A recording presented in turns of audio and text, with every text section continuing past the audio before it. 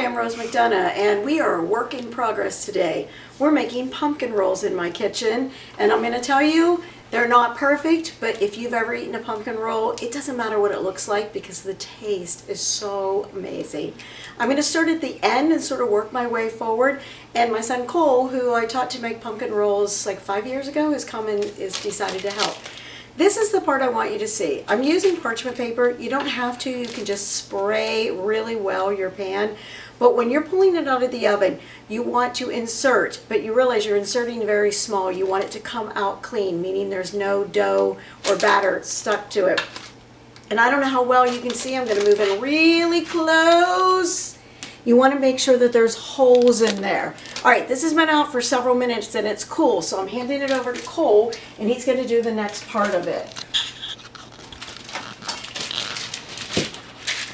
So he's flipping it out onto here, and it's been covered with powdered sugar.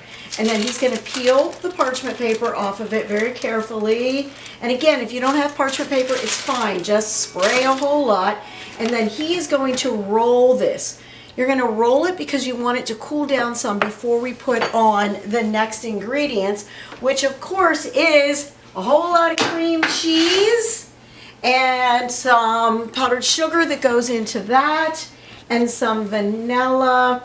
And if you want some cinnamon, I've made some with a lot of cinnamon, some with no cinnamon, some with a little bit of cinnamon. You decide what you want it to be. All right, so he's rolled that, and we're going to go with the one that we had already previously rolled, and you're going to be able to see what this looks like. Again, this is the harder part. This is the part that people think, oh my gosh, I can't make pumpkin rolls because of the work that goes into it. This is the hardest part. You do this part, you're great. So I've made my batter, cut it in half because I'm going to explain about my pans in just a minute. I do something different than what the average recipe calls for. And unfortunately, he is a perfectionist. I'm sure if he could use a scale to weigh this out exactly, he would. But we're not going to do that. Right, Cole? I'll try my best. You will try your best. Okay. So as you're going along and you're scraping that off, you may have to go onto the side of your bowl, take it off the side of your bowl a little bit, so that you can then use the end of your rubber scraper. If you don't have a rubber scraper by now, you had better go get one. It is imperative to have one for this recipe. Nothing works as well. I do have this handy dandy spatula that's used for leveling things out, but I use that mostly, besides leveling out of course, is to make sure that I spread my powdered sugar out on here. You could use this to spread your cream cheese mixture, but really the rubber scraper works better. And again, why would you not use a rubber scraper? They're the best tools in the world. All right, Cole just told Brooke before when we made the first ones, you do not have to get perfect. You don't have to go out to the outsides exactly. We cut off the outsides anyway because they're crispier. And they're our treat because we're doing all the work. So that means we get to taste. All right, so show them how to roll it. Either side, it doesn't matter. You're going to start and you use your tea towel to start. I prefer my linen tea towel, but I only have one because my other one is, unfortunately, it's dirty. So I had to use a regular one, and he'll tell you they don't work nearly as well as the linen ones when you're rolling them. And you're just going to go, you're going to roll it up. If you have some that sticks, some, it's not going to matter. It's not the end of the world. Again, did I mention, it doesn't matter how pretty it looks because if you've ever tasted them, the taste is the best part. And that's it. He's going to cut a little bit of the edge off. And notice how he didn't go to the edge because we're cutting those edges off anyway. And we just toss those onto a plate because they're our treats. And then he's going to wrap after he cuts them in half. I do mine in half. You can do it a whole. I just find it easier to handle when it's in smaller pieces. And the ending part of it is going to look like this. This is the one that has a little more cream cheese, a little more cinnamon added to it, but that's going to be your ending. All right, so you got that part. Now we're gonna stop this so I can move to another and show you another part. I'm taking my batter that I have made. What's in this batter?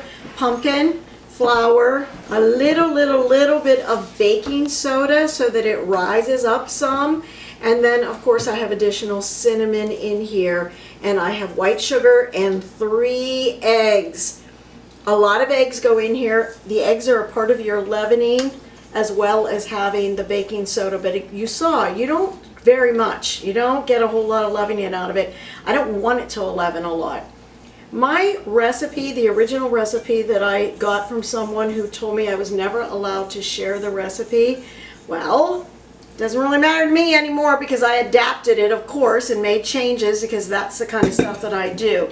His original recipe called for using an 11 by 17 inch pan, which is much bigger than this pan. I prefer to use this pan. Oh, I gotta reach over here and get my tape measure. I prefer to use these, which the insides of them are 9 by, not quite 13. About a 9 by 13, which is also 9 by 13, 9 by 13, a cake pan. So if you don't have baking sheets, you can go ahead and use a cake pan. If you're going to use the cake pan, I would suggest that you think about what you're doing and make sure maybe you line those with the parchment paper, or you could use some aluminum foil. Again, another rubber scraper. I use a lot of rubber scrapers while I'm doing this, and I'm spreading it all the way out. The last thing I want to tell you about doing this, it's a piece that was left over from the last batch. The last thing I want to tell you about doing this is if you've never leveled your oven, you might want to check that before you've done this. If you've baked stuff before and never seen any problem, like when I make my Texas sheet cake, that's when I realized that my oven had become unleveled. I don't know what happened. Pulled it out, was washing and cleaning behind it, painting the walls, whatever. I must have done something to it. Make sure it's level because you don't have a whole lot of batter in here to begin with. That sound means that we have stuff coming out of the oven, and Brooke's on taking out duty, I guess, on that one. And then Cole's going to quickly get that other one finished because there's no time in between. You have to be real quick on this. There's nothing in the oven. Oh, fine. We must have just gone ahead and set the timer right away. Well, we'll just pretend that we did. So you have to be quick when you're doing these. It's great if you have an extra set of hands or two doing it. If you have two people in the kitchen, one person's working on the batter, one person's doing the filling and rolling it, or whatever. I have two mixers going. I have my hand mixer that I'm using with my filling, and I have my other mixer. You can make one batch at a time, obviously, but I never do. I'm a firm believer, if you're messing up the kitchen, let's mess it up and get it all done. I have, if you would see beside, you could see I already have pre-measured out all the ingredients because we're doing 4 batches today. I could go ahead and do more. I do have one more cream cheese. However, we would like to make something else out of that cream cheese. We want to try another pumpkin cheesecake recipe because it's that time of the season. All right, so this one looks pretty good. I just see one spot right here where it's just a little bit flatter, and I'm just trying to make sure it's all even. Last weird thing I'm going to show you what to do before you're going to put it in the oven and set your timer for 12 minutes is this. It's got a good beat, but can you dance to it? All right, I'm doing this because I'm trying to get some of the bubbles out of it. I want to make sure any air pockets in there are gone. That's perfect. From here, I'm going to put it in the oven. So again, in this mixer, I had going on, I had my eggs, my pumpkin, some sugar, some flour, some cinnamon, and some baking soda. Mixed all that up. Here we are, poured it into 2 pans. In my other mixing bowl, I have softened cream cheese. And weirdly enough, this is my only recipe that clearly says use margarine. It doesn't say butter or margarine, it says margarine. I only seem to buy that around the Christmas time. So I'm going to do, I have 2 tablespoons of softened margarine. I have a container of, or a package, I'm sorry, of the cream cheese. I also put into there powdered sugar, which is a whole cup of powdered sugar, so you're going through a lot of it today, and some vanilla. Mix that up and we're done, and we roll it, and that's all we need to do. All right, so we're finished. That's how easy it is. You don't need to watch me mixing it up. For heaven's sakes, you all can do something like that. That was the hardest part, learning to making sure that you knew how to roll it. Rolling is what people get nervous about, why they don't want to try it. How do you know when it's done and out of the oven? I showed you all that. We did the easy part ahead of time so that you could learn how to do the hard part. All right, pulling some names today. Have a lot more names that we dumped in here. Oh, I want to lick my fingers, but I can't do that. Eric, I'm going to make a mess out of this. T-L-U-C-Z-E-K.